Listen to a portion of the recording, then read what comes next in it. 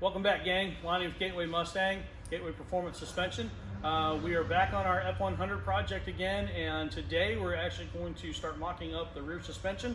So we're going to drill a bunch of holes, get all these brackets mounted up, and get this thing ready to ship off the powder.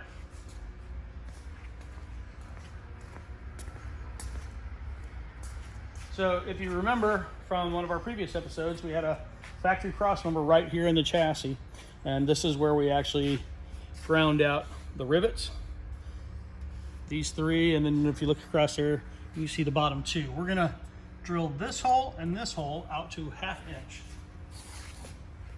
And then that's where our new bolt's gonna go in for our new rear crossmember and Watts link.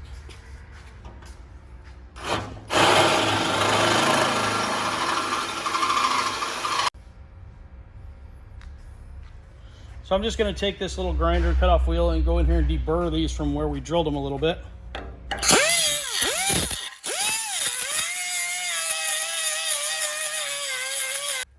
You can also tell that I've gone in here and ground the rust, and this one actually had undercoating inside of it as well.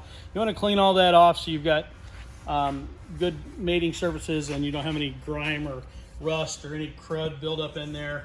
And just make sure it's clean. And then, like I said, we're gonna send ours off to powder coat.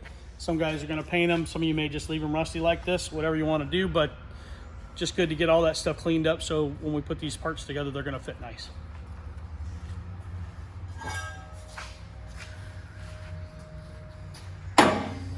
So this becomes our rear cross member, and this becomes our Watts link mount. I want you to pay attention to the fact that this part of the bracket is not square to this part of the bracket. The reason being is because we're actually, the cross member actually sits at a little bit of an angle. It's actually leaned back 3 degrees in our chassis because the chassis is going downhill. So you want to make sure that when you're putting this in, there's a correct way. There's a right and wrong way to put this in. You want this to be square to the ground, and this will actually be tilted back. So if you were holding this square, you can see that that bottom is leaned to the back a little bit. This is leaned this way. That's the back of the truck.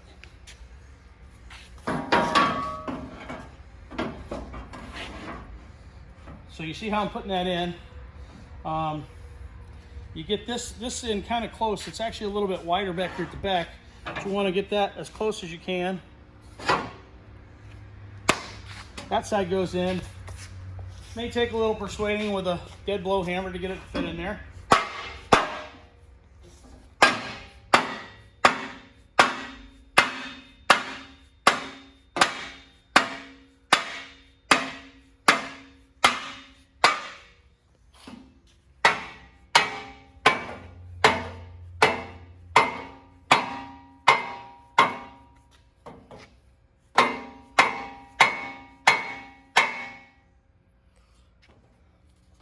We just have it till that hole in the new bracket lines up with the hole we just enlarged.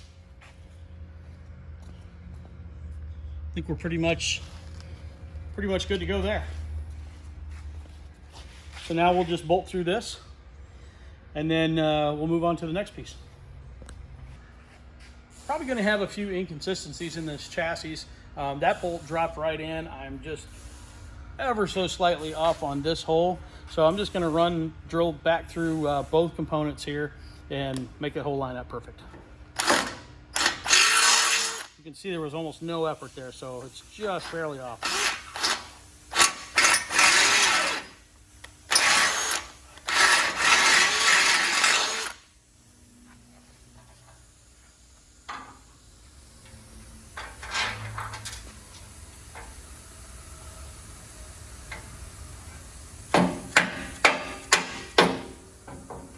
Also, if you're putting your suspension kit together for good, if you're just gonna bolt it right in, you can go ahead and use your nylox. But a tip is, if you're mocking it up, don't waste your nylock nuts.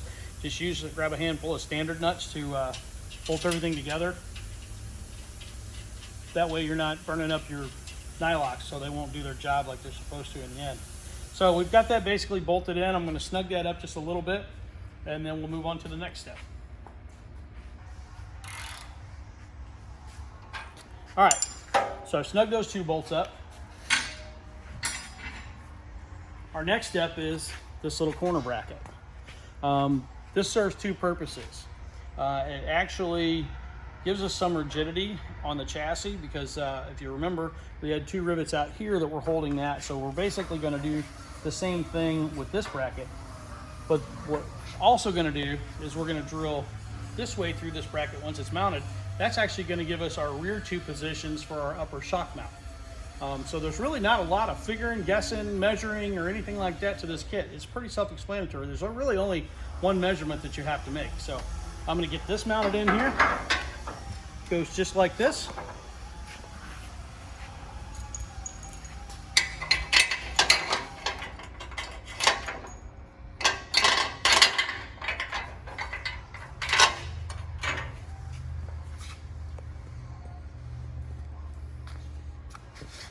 And again, I'm going to just use regular nuts so I don't waste my nylocks.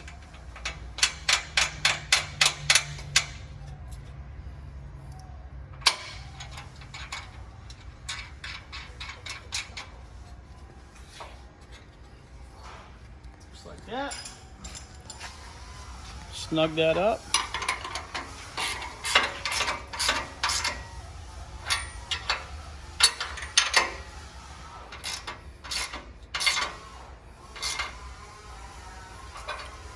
All right.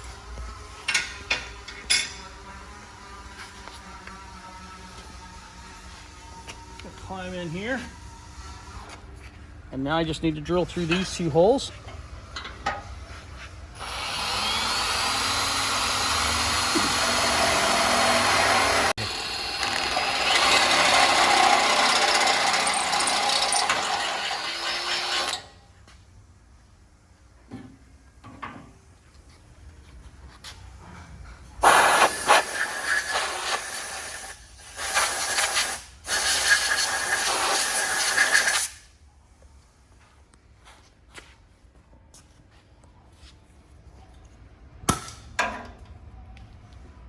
So now I want to take a grinder and knock the borders off of any of that.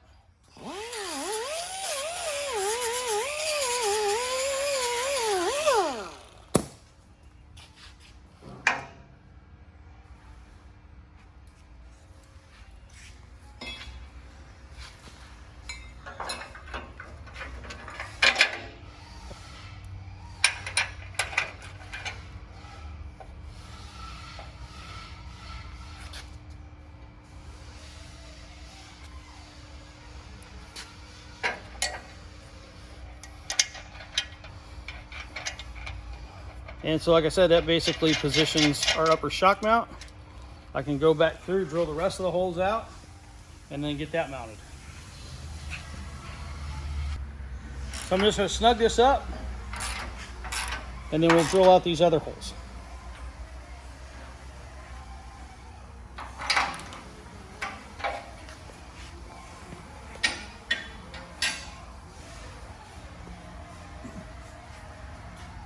Never hurts to use a little cutting lube.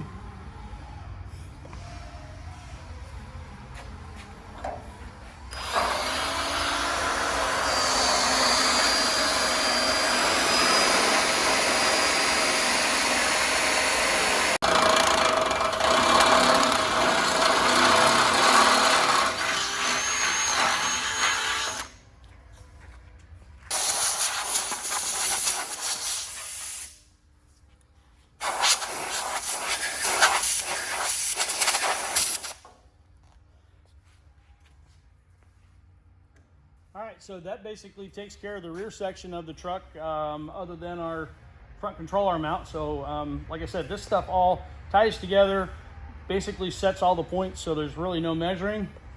And then we move up here to where our front control arm mount goes, and we're basically going to be reusing our original rivet holes here. We're going to enlarge those to 1/2 inch, but we're going to clamp that bracket on there, and we'll actually end up drilling a couple holes in the bottom as well to give that bracket some good stability.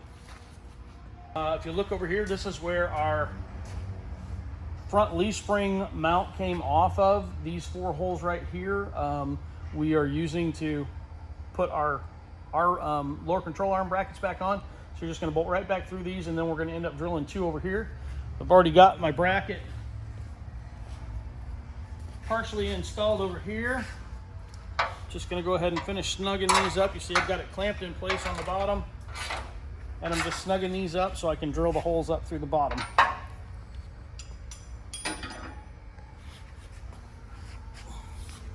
Now keep in mind, you know, these are production frames. They were built in several different plants.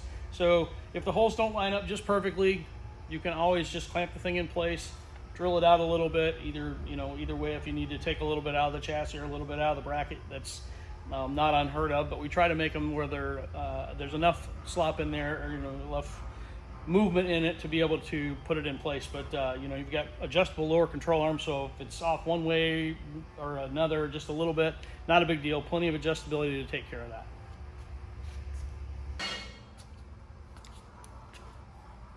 So there are 2 holes right up under here. We're just going to drill through those through the bracket, using that as our template, and then we'll be able to bolt that completely in that way.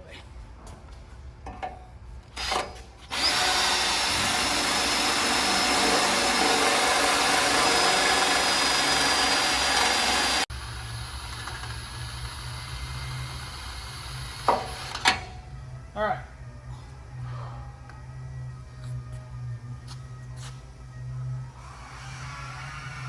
Now you can see this is kind of shallow through here, so we definitely have to make sure we use our short fine thread bolts, and we have to use a half nut. This is a little bit tricky. Kind of got to slide this nut in there. Sometimes you might need to hold it with a screwdriver or something, kind of get it lined up, but once you get it started, it goes together pretty easy. But anyway, that's going to bolt in there like that. We put both those bolts in.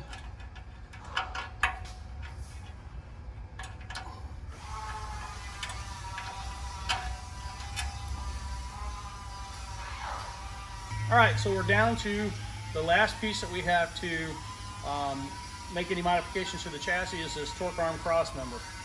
You can actually see there is a top and a bottom. This low side goes to the bottom because of the curvature of the frame. The tall side goes to the top, and these tabs point toward the rear. This is where the pivot for your torque arm is going to mount. And this is the only component that we actually have to take any measurements for placement. Again, a lot of adjustability. I'll show you where we're going to take our measurements to and line it up, but if it's off a little bit, it's not that big of a deal. Plenty of adjustability built into everything. So let's go over here and see how this goes in.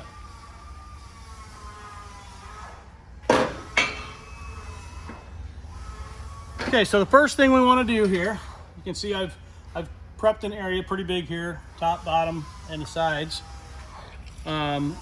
This is our only measurement we have to take. This is your rear cab crossmember mount. Your bolts actually go through here and here that mount the rear of the cab. Your front cab mounts are up here, so just for reference, you know where we're at.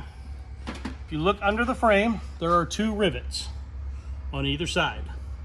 We're going to go to the one that's closest to the front of the truck, and we want to make a measurement from the center of that rivet head 20 3/4 of an inch forward. So I can see I'm somewhere in this neighborhood. What I like to do is put a piece of tape so it's easy to see.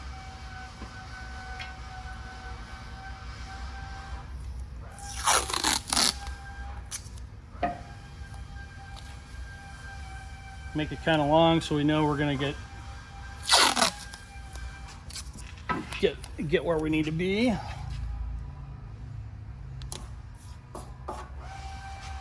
Just take some kind of a marker or something. Again, center of that rivet head. If I can get my cameraman to hold that tape measure for me, it'd be a big help. 20 3/4 of an inch. So that's right there. We want to go to the other side and mark it. Same thing. Center of the front rivet head. 20 3/4 of an inch. Whoop, is right here. So what that's going to become, that is our center line of our torque arm cross member.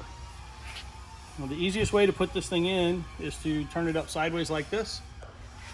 Turn it a little bit, get it in here, and then roll it forward. So basically we just want to line the center of the tube up with the center of our mark. Even you can see here we marked this side.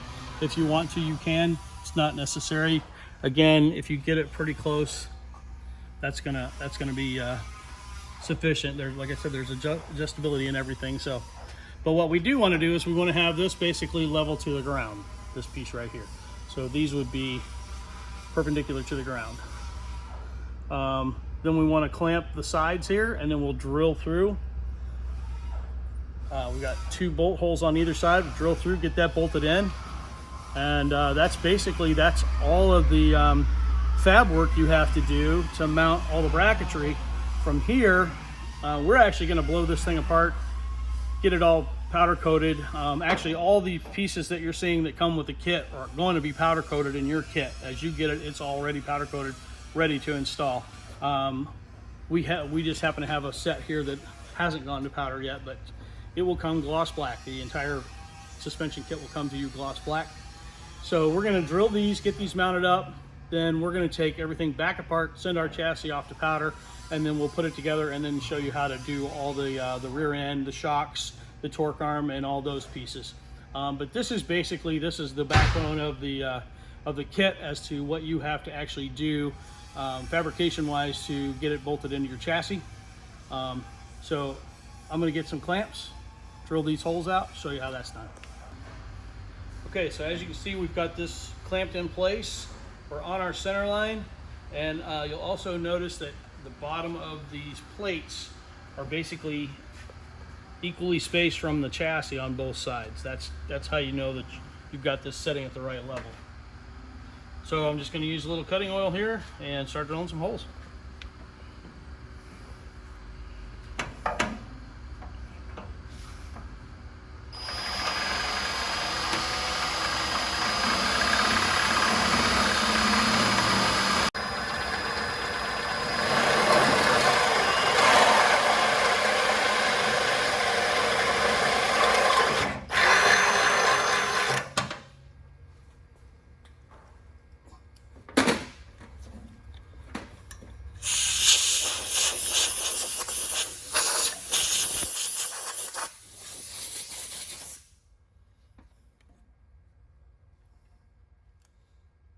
We're going to put our last bolt in, snug that up.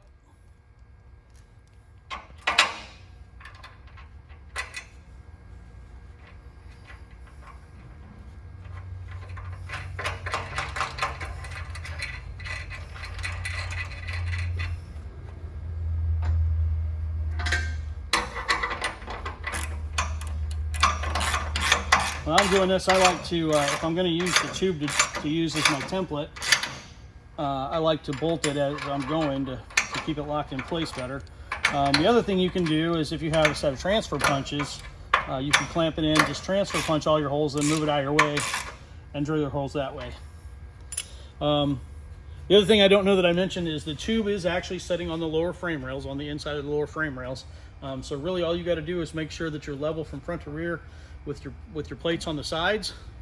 Drill your holes out, bolt that in, and basically we've done all the hard stuff. The rest of the stuff is just getting the components put together and bolted into the truck. So we're actually going to blow all this stuff apart, take this chassis and all these pieces to powder, and then when we get all that back, then we'll show you the rest of the stuff, putting the rear end in, the shocks, the watch link, torque arm, all that stuff. See you next time.